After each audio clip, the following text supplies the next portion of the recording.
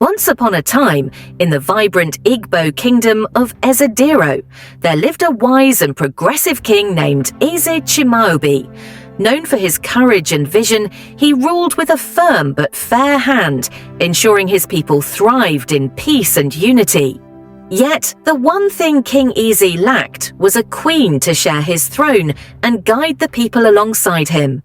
One fateful day, King Eze embarked on a diplomatic journey to the northern Hausa land to strengthen trade relations. During his stay, he met Amina, the daughter of a renowned Hausa chief. Amina was no ordinary woman. She was intelligent, graceful, and possessed an innate ability to mediate conflicts. Her beauty was radiant, but it was her sharp mind and compassionate heart that captivated King Eze.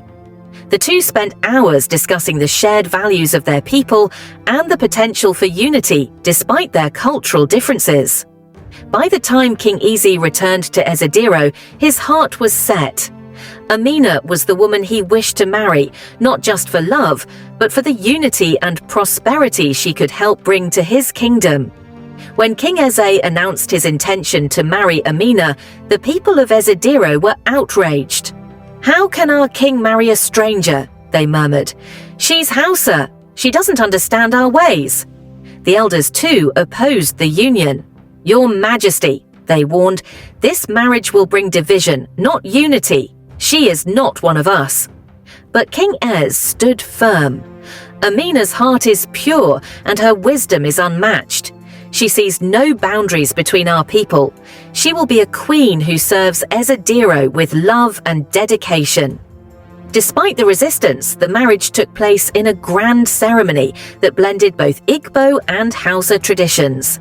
Amina, draped in a blend of Hausa and Igbo attire, entered Ezediro with grace and humility.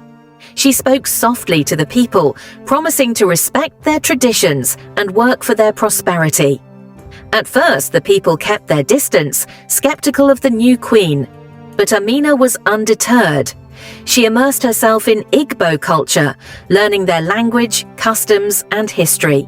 She visited every corner of the kingdom, listening to the concerns of the people and mediating disputes with wisdom.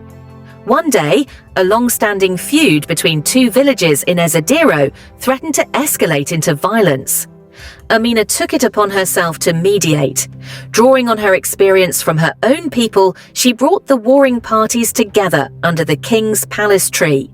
With patience and empathy, she helped them see the benefits of unity and cooperation. By the end of the day, the villages pledged peace and worked together to rebuild their shared marketplace. Amina's efforts didn't stop there. She introduced advanced farming techniques she had learned from the north, improving the kingdom's agricultural yields. She encouraged women to take active roles in trade and governance, creating a more inclusive society. Her influence soon began to transform Ezediro into a land of abundance and harmony. As years passed, the people of Ezediro came to adore their queen. They saw how she had not only embraced their culture, but also elevated their kingdom. Amina's wisdom and compassion won over even the staunchest critics. One elder who had initially opposed the marriage admitted, "Our king saw what we could not. Amina has brought peace and prosperity to Ezediro in ways we never imagined." King Eze and Queen Amina's union became a symbol of the power of love and unity. Under their reign, Ezediro flourished, becoming a beacon of harmony between different cultures. Their story was passed down for generations as a reminder that greatness often lies in embracing differences and building bridges.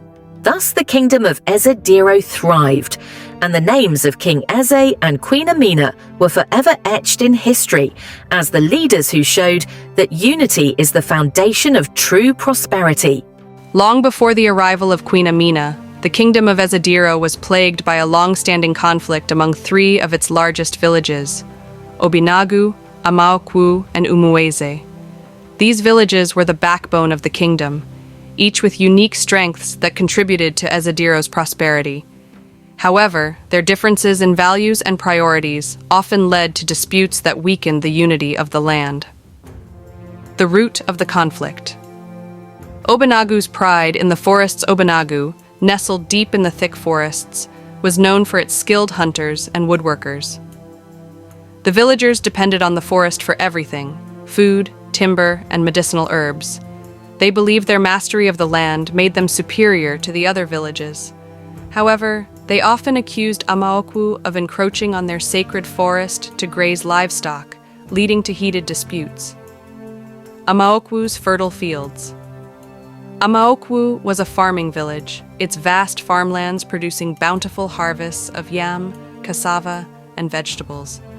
The villagers saw themselves as the lifeline of Ezadiro, providing food for the kingdom. They resented Obunagu for denying them access to forested areas for expanding their farmlands. Umuize's trade dominance Umuize sat at the crossroads of Ezadiro, controlling the kingdom's main marketplace. They were skilled traders, connecting Ezadiro to other regions through commerce. However, their wealth bred arrogance, and they often imposed unfair taxes on goods brought by farmers from Amaokwu and hunters from Obinagu. The escalation years of petty disputes turned into outright hostility. One day, a group of hunters from Obinagu caught a herdsman from Amaokwu grazing cattle in the forest. A scuffle ensued, and the herdsman was injured. In retaliation, Amaokwu farmers blocked Obinagu's access to the farmlands, cutting off their supply of yams. Meanwhile, Umuize saw an opportunity to profit from the chaos. They raised market taxes, forcing both Obinagu and Amaokwu to pay exorbitant fees to sell their goods. The situation spiraled out of control when a trader from Umuize was caught stealing yams from Amaokwu's fields, leading to a violent confrontation. The once united kingdom was now divided, with each village blaming the others for their woes. King Eze's struggle. King Eze Chimaobi, though a wise and just ruler, found it difficult to quell the animosity. His council meetings were filled with shouting matches among the elders of the three villages. "We cannot let Amaokwu's cattle destroy our forest," Obinagu's chief bellowed, "and we will not stand for Obinagu's greed when we need farmland," retorted Amaokwu's elder. "Both of you are fools," said Umuize's representative. "Without our marketplace, your goods are worthless." Despite King Eze's efforts to mediate, the conflict seemed impossible to resolve. The once thriving kingdom of Ezadiro teetered on the brink of collapse. The arrival of Amina. When King Eze married Amina, the people were skeptical that an outsider could understand the complexities of their land. But Amina approached the conflict with fresh eyes and a calm demeanor.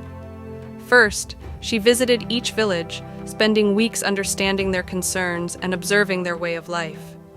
She learned the sacred value of Obinagu's forests, the importance of Amaokwu's farmlands, and the pivotal role of Umuize's trade routes.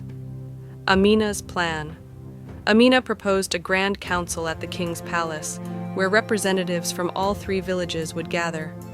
At the meeting, she spoke with clarity and wisdom. "Obinagu, your forests are sacred, but they can also provide medicinal herbs and timber for the benefit of all. Amaokwu, your farmlands feed the kingdom, but the forest can enrich your soil if treated with respect. Umuize, your marketplace thrives only when there is peace among the people. You are all interconnected, whether you see it or not." She then proposed the Unity Accord of Ezadiro, which included shared resources. A portion of Obinagu's forest would be designated as communal land for grazing and farming, under strict rules to preserve its sanctity. Fair trade. Umuize would reduce market taxes and establish fixed rates for traders from all villages. Conflict Mediation Council. A council with representatives from all three villages would address disputes before they escalated. The aftermath. Though hesitant at first, the villages agreed to Amina's proposal. Over time, the Unity Accord transformed Ezadiro. Hunters, farmers, and traders began working together, and the kingdom's wealth grew. The villages learned that their differences were strengths, not weaknesses, and Queen Amina became a beloved figure.